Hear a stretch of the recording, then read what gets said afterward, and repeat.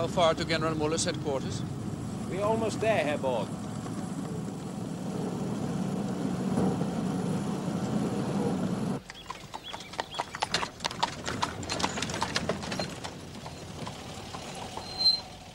See? Afternoon teas. We are in a little part of England.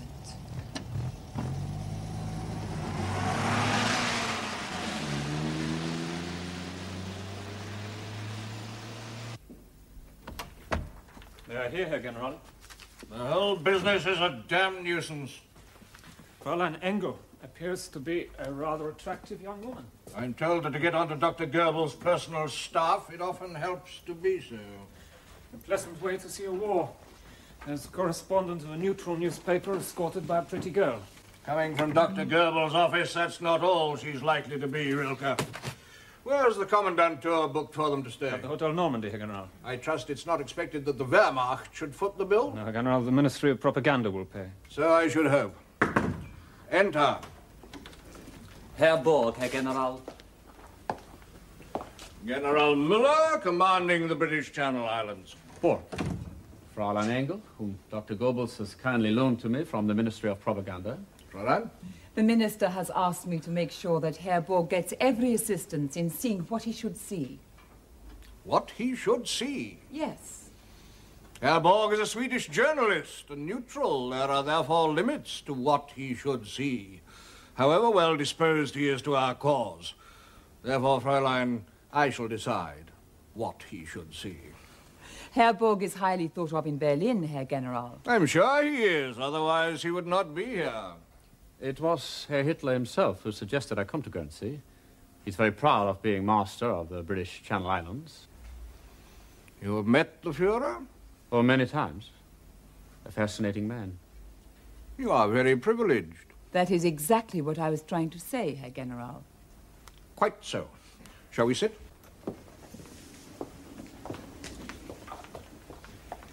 Now, Herr Borg, what can I do for you? I can show you some of the fortification work we're carrying out here. Oh, thank you. That would be helpful. But what I'm most interested in is how the German authorities and the people of these islands work together. My articles are going to be about the political and social implications of the new order in Europe and how it is likely to develop once the war is won.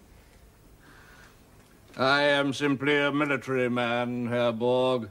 Social and political problems do not concern me. I do my utmost to avoid them. I think the man for you is the Guernsey Commandant, Oberst Richter. Dieter Richter? You know him? No, but I've heard he was stationed here. I believe he's married to Anna Richter, the translator. Very possibly. Richter is something of an academic himself. You know Frau Richter? Oh, yes. Swedish is one of her languages. She translates Strindberg into German. Frau Richter... Yes? Oh, it's nothing. Perhaps we could check in at our hotel and then meet Oberst Richter. Certainly. Rilke. Herr General? My adjutant, Hauptmann Rilke, will escort you. Oh, it's very kind of you. My pleasure, sir. If there is anything else I can do... We shall certainly call on you, Herr General.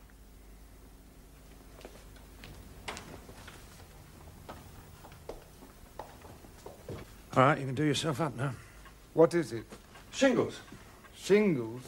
Yeah, it's a nervous disorder and a jolly painful one, too. You're telling me. Treatment for it is rest, stop worrying, and good food. You mean I'm stuck with it? Well, it'll go eventually. But, no, I'm afraid there isn't much I can do about it. That's marvellous. Your job getting you down, Jack. What do you think? Going on all around me is the greatest story of my lifetime. All I can publish is lying propaganda supplied by the Germans.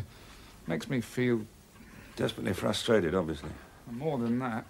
Yeah, I don't know what to advise. Oh, don't worry, I'm doing something about it. Like what? You seen this?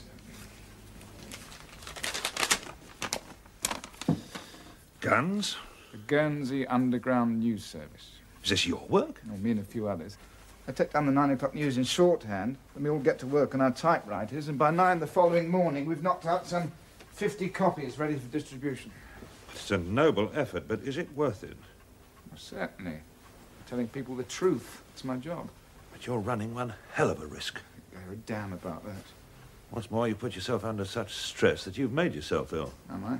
Yes, you are. You know you are. Yes, it is a strain, but it's something I must do. I don't agree.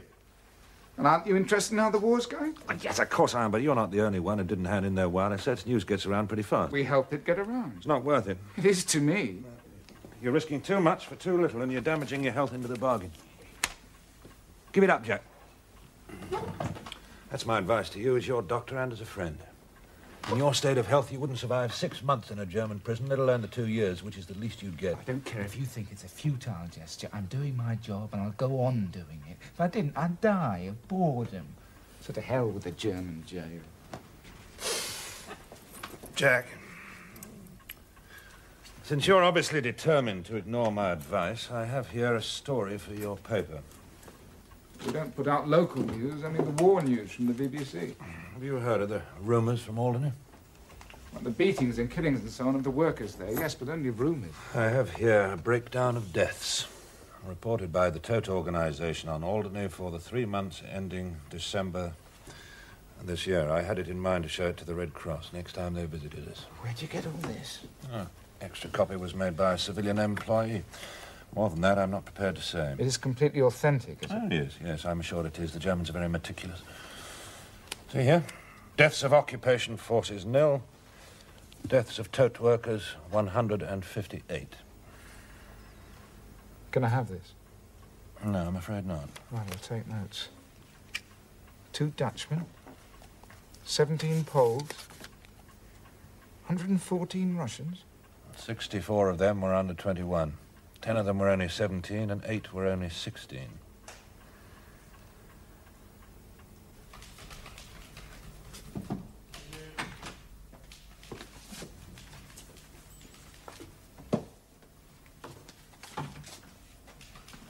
What will you tell this Swedish fellow, Peter? Depends upon the kind of thing he asks. You'll have to be careful. What do you think I might say? I meant he'll be interested in the new order as applied to the Channel Islands, that sort of thing. Ah, yes, a new order. It's a fine politician's phrase. What we have here is a good old-fashioned military occupation. Or is that what you meant? Yes, it is. Ah, news for you from home. I haven't had a letter for over a month. Ah, it's from my wife's younger brother. A cross we both have to bear. You know, he never writes unless he wants something. Recommendation for a job he's totally incapable of performing. Or more usually, a plaintive demand for financial help. I'll open it after dinner, by which time I shall have fortified myself. So, Ernst, what am I to tell this journalist?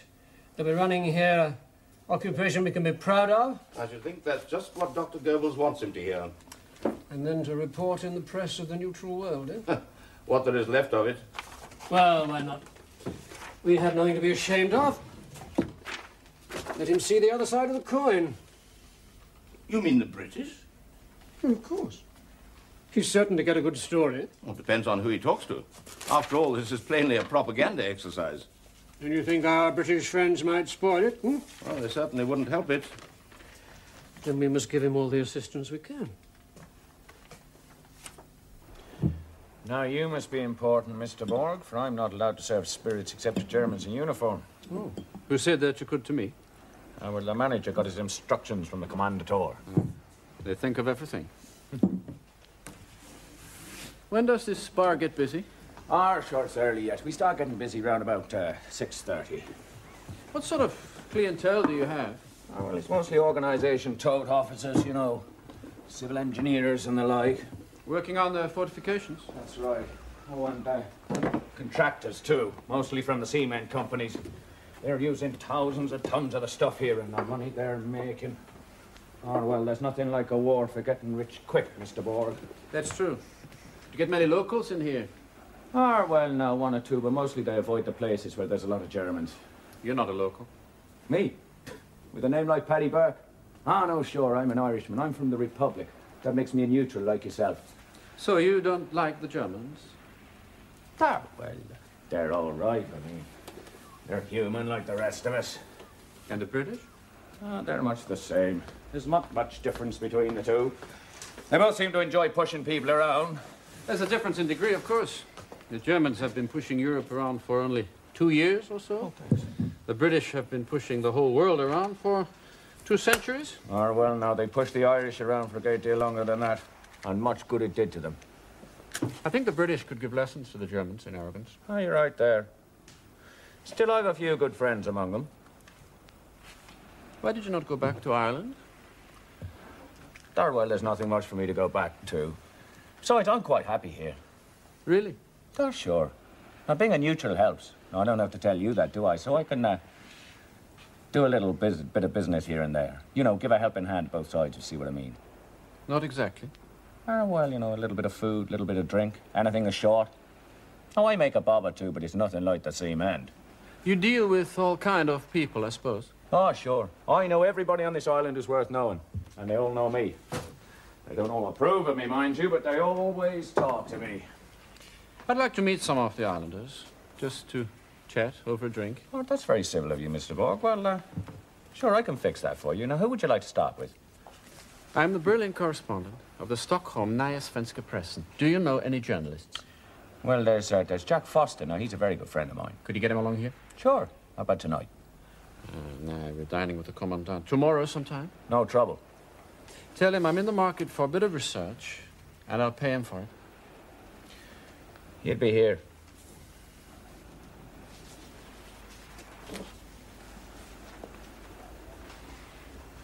I got you cognac. Skål. This journalist, what do you hope to learn from him?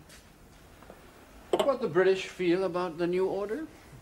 I think I should be present when you interview him. No. Why not? Because he won't talk freely in front of you. I will not have him feed you British propaganda.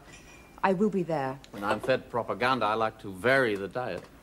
Some indigestible German, some stodgy British. I do not think that is funny. You're here to help me, not to hinder me, remember? I shall see him. Alone. It is time we saw a burst, Richter. As it has been for 15 minutes.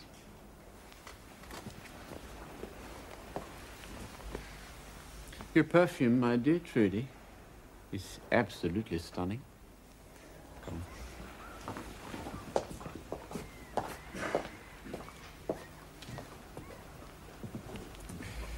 Hello, Paddy. Oh, hello there, Mr. Porteous. And how are you today? As well as can be expected, Paddy. Well, now. Didn't somebody say the war is long periods of boredom interspersed with occasional moments of excitement? Well, I don't agree. It's all boredom here. Cheers. Cheers. All right. I got your paper for you. Thanks. Berlin took a beating last night. I'll read all about it when I get home. I'm surprised you don't have a wireless, Mr. Porteous. I get searched about once a month. That's why not. I've got some vegetables outside. Do you want to give me a hand? Sure thing. Oh, and a dozen eggs for you. A dozen now? Well, here's me quid pro quo. Thank you. I should like to meet some of your opposite numbers on the Civilian Controlling Committee. I'm sure my Alfredo can arrange that. I should like to veto that proposal. Really, Fräulein? May I ask why? At the Ministry of Propaganda, we are not running a complaint service. Why should you be afraid of complaints if, as you say, you're running a model occupation? We are at war with the British. Do you really expect us to let the enemy air their views? Either they are the enemy or they are, as you tell me, people that you have a good relationship with. You can't have it both ways. As a matter of fact, Herr Borg, I can. Oh, then I might as well pack up now and go back to Berlin. Oh, come, you could write an excellent story on German achievements in Guernsey. I'm sure that's what Dr. Goebbels had in mind. If Goebbels had that in mind, he would not have sent me. He would have sent some German hack instead, and there are plenty of them around. No, the doctor wants an authoritative report, Major, that would carry some weight outside Germany. I understand that perfectly, but... But I need to see the whole picture, Herr Major, not just the little bits you want me to see. Otherwise, I'm wasting my time and my reputation. Reporting slanders about the German Reich won't enhance your reputation. Trudy, I still can't tell the difference between slander and the truth. Perhaps we can discuss it further after dinner. General Miller tells me you're acquainted with my wife, Herr Borg. She occasionally does translations for me. I haven't seen her now for almost a year. May I ask, Have you heard from her recently? I'm afraid she's a very poor correspondent, at least as far as I'm concerned. Too busy with Strindberg, perhaps. Perhaps not, at present.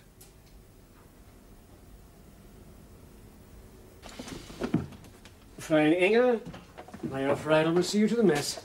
It'll be an honor, Fräulein. Thank you.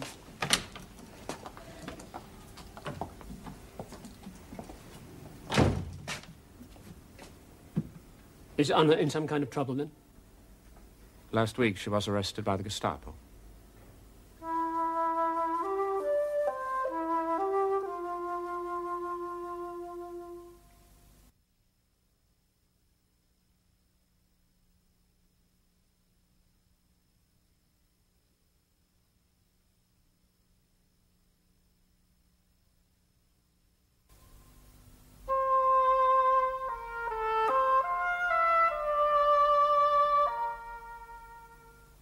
Your wife's a fool, Richter.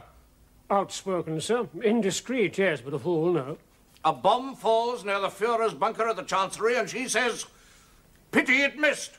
A sentiment echoed, I believe, sir, by several high-ranking officers in the Wehrmacht. I am not one of them, Oberst, and it's damn silly of you to suggest that there are any. Herr General, she is my wife. She is in serious trouble. I must be there to stand by her. Your brother-in-law is in Berlin. Let him deal with it. My wife's brother, sir, is an ineffectual and useless ass. He hasn't even got a job at the moment. He's quite incapable of dealing with the Gestapo. And you think that you can? I'm a senior officer in the Wehrmacht, sir. With a foolish wife. A senior officer who will now probably get no further promotion. Keep out of this, man. Herr General, I must go to Berlin. I am not going to allow an officer under my command to go to Berlin to cause trouble with the Gestapo. It would be quite fruitless and there might be repercussions. I will not have it, Richter. I'm sorry about your wife, but she sounds quite capable of fending for herself. It is for the best. Best for whom, sir? Just a minute. I'm told that you are allowing this Swede to talk to the British. That is so, Herr General. Is that a prudent thing to do? Berlin trusts him, sir. Why shouldn't we? Why the hell should we? He's not German. Well, because if we do not, sir, he threatens to return to Berlin immediately, and I can't think that Dr. Goebbels would approve of that. However, sir, if you disagree, I can always cancel your arrangements. It's well you have the place yourself, else they'd all be after the brandy. Newspaper men drink too much. Ah, well, miss, if you don't mind me saying so. At least the brandy is from the grape, but I'm none too sure this coffee has been anywhere near the bean. Did you not change your mind? No. Ah, well, now, don't you be saying I didn't warn you. Well, what did you think of us? It was a very pleasant evening. Good dinner, pretty girl for company. What more could one ask? You know what I mean, Nils. Oh, yes, I know what you mean. Well? Decent, honourable men, carrying out their appointed duties responsibly, fairly. Good. That's certainly how they look at it, anyway. You don't? Oh, I'm prepared to see it like that. I just wonder if the British here look at it that way. We are not concealing anything from you. We're not lying to you. No. But I still like to do my own research, and I'm grateful to Oberst Richter for arranging it. I think Oberst Richter should behave with circumspection. I thought him most circumspect. Because of his wife, you mean? Yes. He's right. This coffee is disgusting. You're going to see this Dr. Martel this morning. I am. And alone. Well, in that case, I shall see you here later. And I shall look forward to that.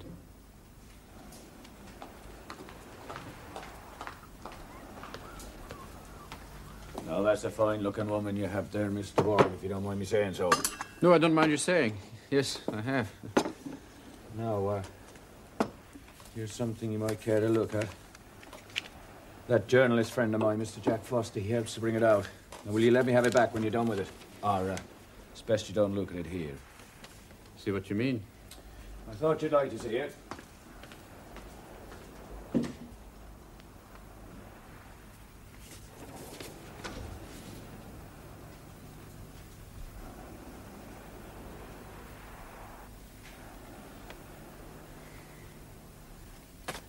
He simply won't have it. Says it will stir up trouble with the Gestapo. He's possibly right, Dieter. Yes, but damn it, she needs help. But what could you do? Exert pressure in the right places? You know those places? There are some people at OKH who are kindly disposed towards me. Dieter, I think you know as well as I do that Army High Command will not interfere in matters concerning Himmler's affairs. Himmler? She's not some unknown, unregarded Hausfrau, Dieter. It's inevitable that greater weight would be given to things she says. You know, for a clever woman, she's a damn silly one. Her brother will accomplish nothing. What am I to do? I think you may be worrying unduly. Do you? Really? Well, look at it. She's fairly well known for expressing her views about the party. And what she said really only adds up to a remark in scandalously bad taste. Scandalously? Yes. It's hardly treason, though, is it? But it's pretty bad, considering who said what about whom. So? So, she'll be wrapped over the knuckles. Possibly lose her job at the university. That will be a great blow. Well, honestly, there's little you can do about it, either from there or here. And I do see Müller's point of view. Yes. All the same, I am worried about her. Poor Anna. Did Richter ask you to approach me? Most certainly not. Sounds vehement, Friedel. I meant only that he would not himself seek help. From me. Why does he not go to Berlin to intercede? General Müller is not willing to give him leave. The Herr General shows good judgment. It would be a pity if a thoughtless indiscretion should become exaggerated. Exaggerated? Yes, a pity. Well? There is someone I know in Berlin. He might help. I will telephone him this evening. You've been very helpful, Dr. Martel, in a guarded sort of way. Yes, well, it can't surprise you, surely, that we don't feel completely free to talk. Well, we don't feel free to do anything. I quite understand. You've very kindly given me the facts of your situation. And now, could we talk off the record? Off the record? I won't quote you. Anything you tell me, I will use purely as background information to help me get things in perspective. I promise I won't give away anything that could be traced back to you, get you into any trouble with the German authorities. Yes, well, of course, there are a number of things which I could tell you, but you wouldn't want to hear them, and your German friends certainly wouldn't let you print them. My German friends? I have them, of course. Does not mean I'm pro-German any more than I'm pro-British. I'm a neutral. Yes, but you do live in Berlin, don't you? You do hobnob with the Nazi leaders. They've obviously trusted you enough to let you come here. I'm a journalist. I have an international reputation. I have contacts at the highest level. Of course I use them. It's my job. And now you want to use us. I don't think I care for it. Oh, why not? Because I don't trust you, Mr. Borg. I don't trust you because I don't understand you. I can no longer understand anyone being as neutral as you say you are. Someone has to be the detached observer. How else does the truth get told in time of war? The truth? Are you telling the truth about what the Nazis have done? Pillaging and enslaving the whole of Europe and calling it the New Order? Are you telling the truth about that? I am investigating that in some depth right now. Investigating in some... Bloody obvious, isn't it? They've imposed on Europe one of the worst tyrannies in history. I see no evidence of tyranny here. Your own relationship with Colonel Richter, for example, seems to me perfectly civilized. Yeah, well, Colonel Richter is a gentleman. He is doing a difficult job as decently as he possibly can. And I see no resistance to the Germans in Guernsey. Both sides seem to tolerate each other very well. Yes. Yes, how can we organize resistance in an island as tiny as this? I agree, it would be hopeless. Oh, yes, it is a depressing situation, Mr. Borg. So why don't you just accept it and work wholeheartedly with the Germans? Wholeheartedly. Now, listen, we work with them because it would not be in our best interests not to do so. But what we live for is the day the Allies invade Europe and kick those bastards out. I won't report it, Mrs. Martel. We're off the record. And as to that, there is one particular thing I want to ask you. Yes, well.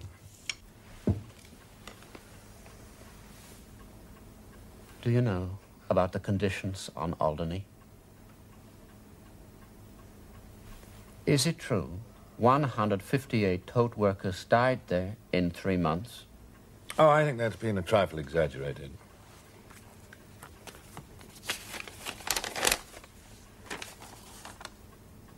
Who gave you this? I don't reveal the source of my information, Dr. Martel, not to you, nor to anyone else. If that is true, of course the Germans would not let me publish it, but I could publish it in Stockholm, where the rest of the world's press would pick it up. Yes, that's true.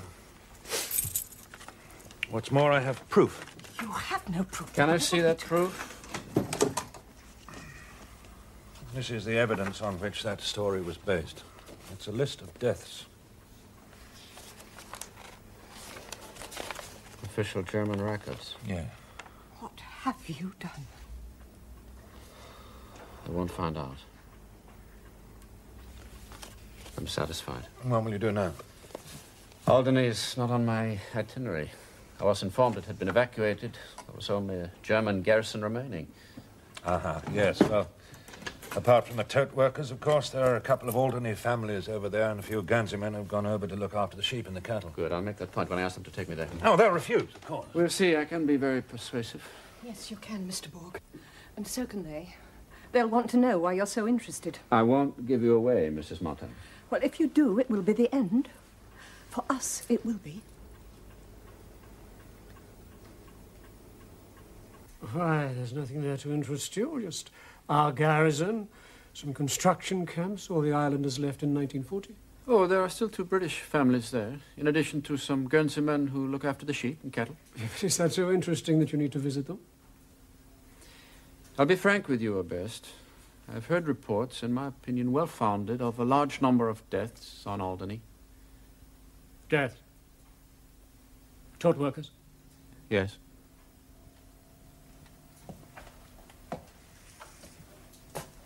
Where did you hear these reports? I'm afraid I can't disclose my source. Then you mustn't expect me to respond to rumors, Herr Borg. Rumors? With respect, Best, I did not come here to be bamboozled. Alderney is administered from Guernsey, is it not? To a degree, yes. They indent here for rations, supplies. They make returns to Guernsey. Garrison strength states, OT strength states, and so on. Including deaths. Yes? Yes. Then my information can be checked here. There might, after all, be some perfectly innocent reason why 158 tote workers died there in 3 months. Where did he get this information? He will not say. It is intolerable. Well, what is? The conditions on Alderney or the fact that he's found out about them? Berlin will not find it amusing, Herr Oberst. What do you think I do? I meant Herr Oberst. Oh, I know what you meant. But 158 deaths in 3 months. Well, they die like flies in the winter. They're riddled with disease, especially the Bolsheviks. So much for our new order. It's war, Herr Oberst, not politics. That war is politics, if I'm to believe our warlords. That is playing with words, Herr Oberst. Whatever you may say philosophically, war brings starvation and disease.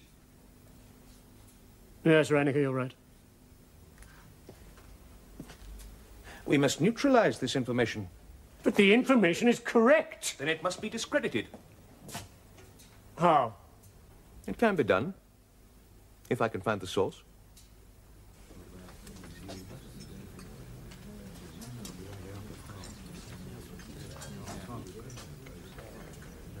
If he goes back to Berlin, believing this story, we're all going to look rather silly.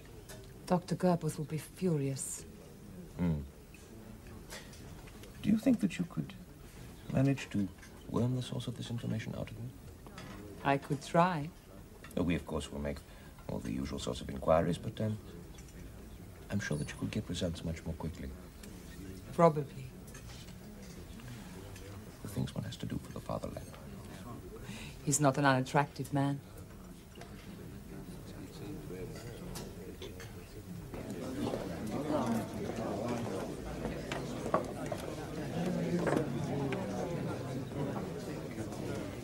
He's late. I don't like hanging around here. There's too many grey lights.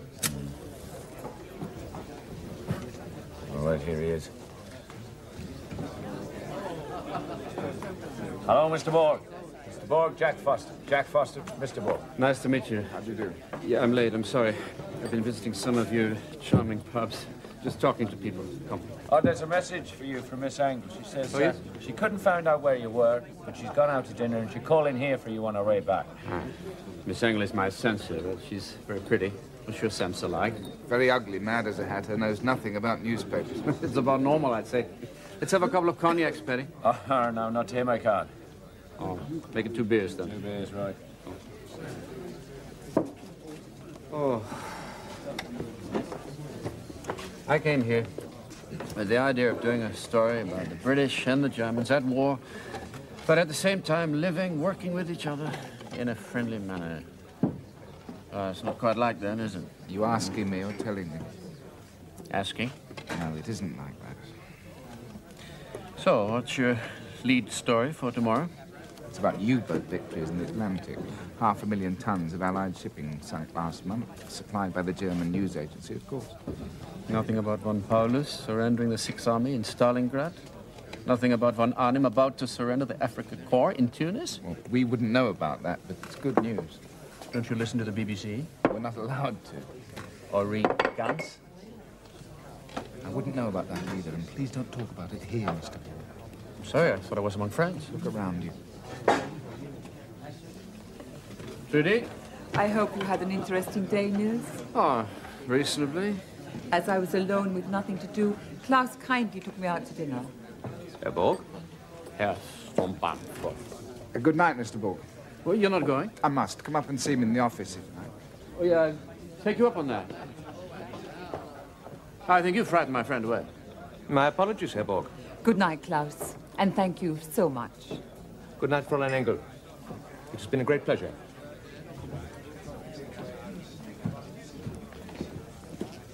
You were rather short to poor Klaus. Oh, just a little bit. I would much rather have been with you. For personal reasons or professional ones? Both. But mostly personal, I hope. I will probably lose my job when I get back to Berlin.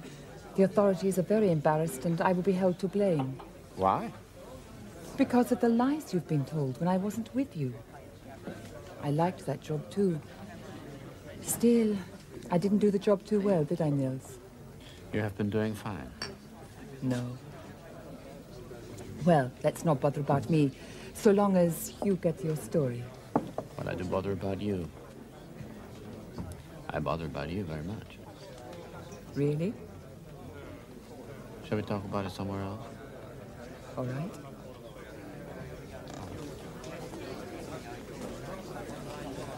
Good night, Paddy. Oh, good night, Mr. Borg. Good night, miss. Not been matured yet.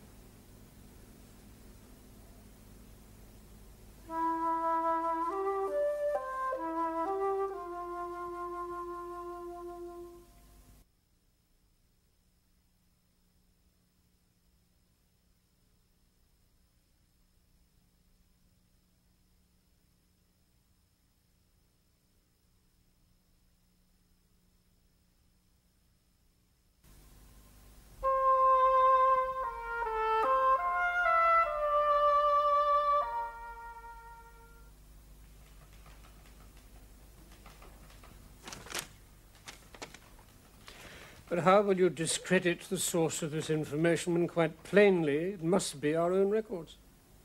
There are difficulties, I admit. Indeed there are. Persuading Herr Borg the German official records are a pack of lies does present a few difficulties. Someone has passed confidential documents to the British. That is treason, and that person must be found. And how is that to be accomplished? Borg must be pressed to tell us where he obtained that. It seems to me, Reinecke, you have a problem here. You can either dismiss all that as mere enemy propaganda based on fabricated evidence designed to embarrass us with the neutral world, or you can take it seriously as an act of treason. What you cannot do is expect to adopt both courses with Herr Borg. You speak of me expecting, me adopting. With respect, Herr Oberst, it is not exclusively my problem. If you deny those figures, Borg will want to know the real ones. What will you do? Will you give him some? Of course. Some fabrication of your own, I see. Well, then I must tell you that neither Major Friedel nor myself is prepared to falsify the record. I see. I thought I should make that clear. Oh, you do, Herr Oberst. You make yourself perfectly clear. The delicacy of your conscience does you credit.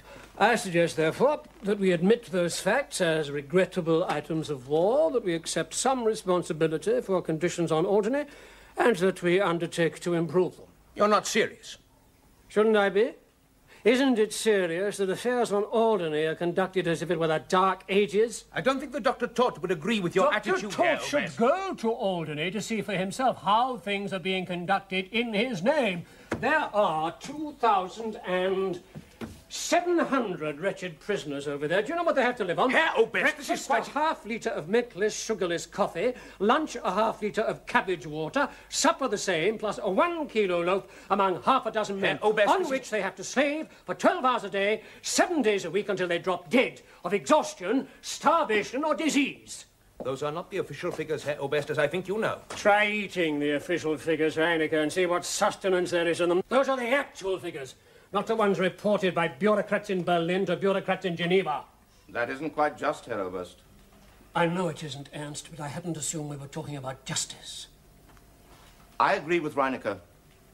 The Todt organization must answer for their own iniquities. I don't think it's for us, any of us, to do it for them. If you did, you would be recalled. And that would help no one. Borg cannot be permitted on Alderney.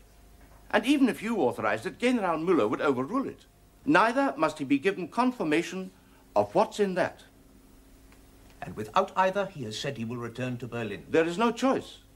It will look bad in Berlin, Herr Oberst. I'm afraid it will, but none of us reckoned on this. Oh, she'd never have been allowed contact with the Islanders. Reinecke, he's not some spoon-fed hack from the Wilhelmstrasse.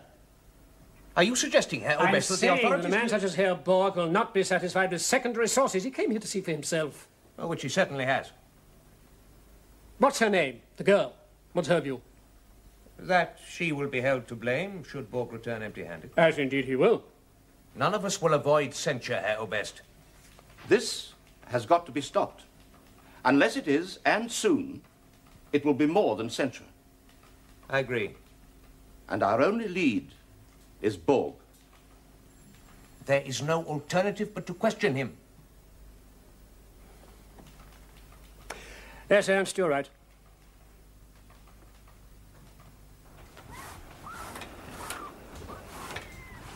Ready? The Germans are onto guns. Gee. The copy you gave me was passed on to them, not by me. What? Now, don't go letting on about me. Of course not, but you better tell your friends to close it down. Oh, I knew I should never got mixed up in this. Still, that's Jack Foster's problem. Then warn him quickly. Now, listen, I don't want any trouble. I've got German friends, you know, as well. I just don't want to be involved. But you are, and you involved me. I'm passing on that paper to you. I only thought it might be of interest to you. I was just doing you a favour as one neutral to another. It was a favour, too. It was most enlightening. In more ways than you thought. Now, you're getting a wee bit too deep for me. Now, all I want is a bit of peace. No taking sides. Sometimes I'm not sure you can avoid it. Herr Borg? Yes? I'm to ask you to come to the Kommandantur.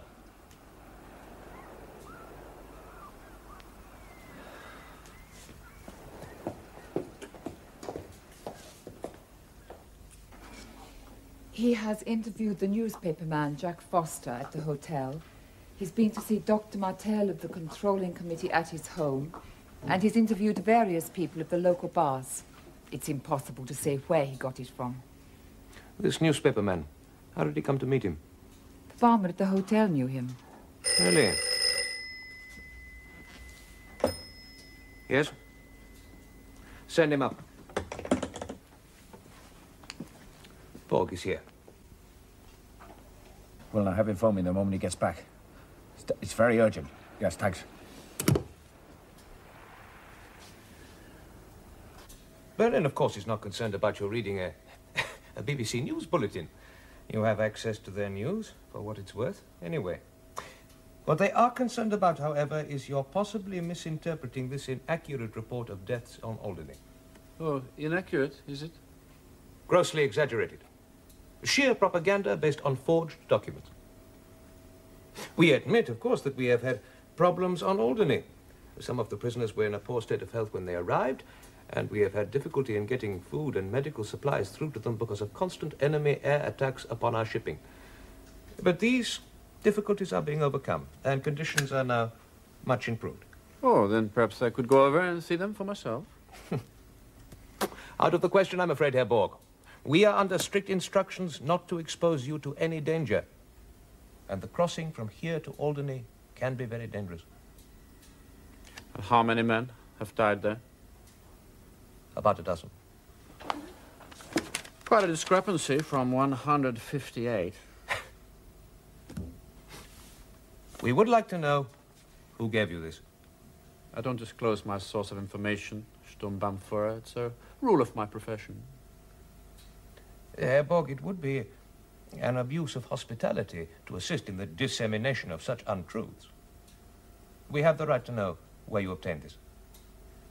I will not tell you. It is an offense against military law, Herr Borg, to receive enemy propaganda. I don't disclose confidential source as a matter of principle. Then I am instructed that your press facilities are withdrawn, and you will be returned to Berlin forthwith. Any easier? A bit. It was absolute agony this morning. Yes, you know, you really are going to have to give up working on guns if you want to get any better. All right, I'll let the others do it. Good. You really do need a rest, you know. Now, we're going to try a bit of this stuff to dry up the lesions. All I can give you for the pain is some aspirin and some more of this heat treatment, if it helps. It does. Does it? Oh, that's good. Oh, you've had enough for now, anyway. All right, sit up. Now, no fooling, Jack. You really are to let the others take some of the risks for a change. You're too worn out for your own good or anyone else's. Yes, I know. I'll take a back seat for a bit. Good man.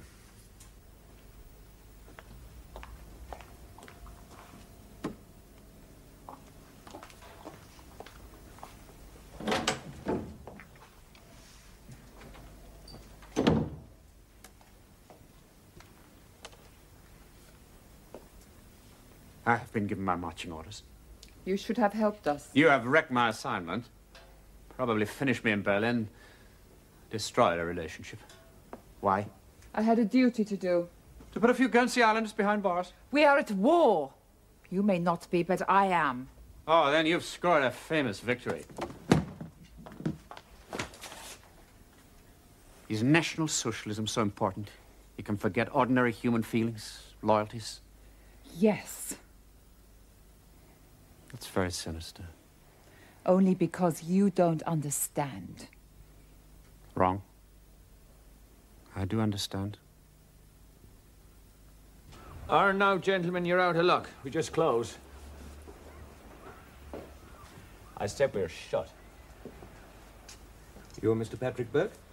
I am he. You were a friend of Mr. Jack Foster's. Jack Foster, now let me see. No, I don't think I know the man.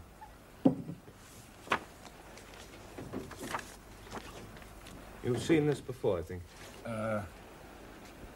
No. Look at it. No, just Leave it. No, let me see. No, I think I can honestly say I've never seen that before. Mr. Burke? Mr. Jack Foster is returning your urgent call. You are the distributor of this lying propaganda and its writer. I have nothing to say. This rubbish was found concealed under a floorboard at your house, and this has the identical typeface. Your position is indefensible. Now, Mr. Foster, there is something you must tell me. If you remain silent, you will be sent to the mainland to rot in prison.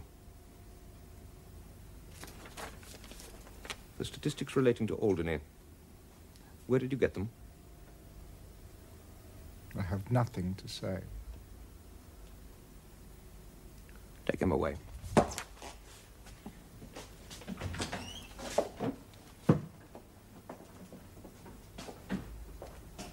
A mule.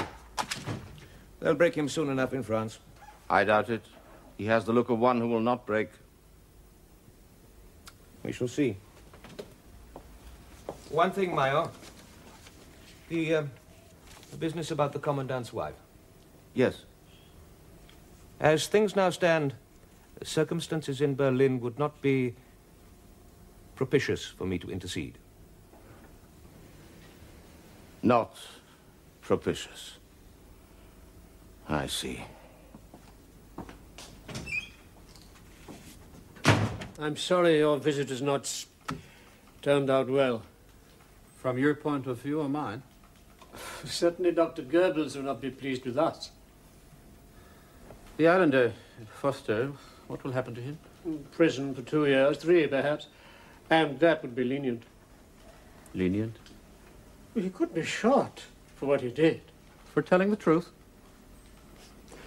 What do you think might happen to you if you propose to tell the truth? Oh, I shall be persona non grata on Wilhelmstrasse. Probably expelled from Germany. That would be a pity. We can ill afford to lose an honorable man.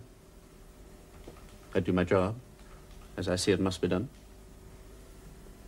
But I suspect I'm not quite alone in that, Oberst.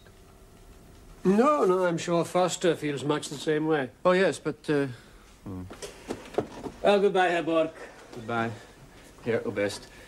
I must go to Berlin for a short while before I return to Sweden. I will see if there's anything I can do about your wife. Oh, I would be grateful if you would not. She must be responsible for herself. She would prefer that. Are we not responsible for one another?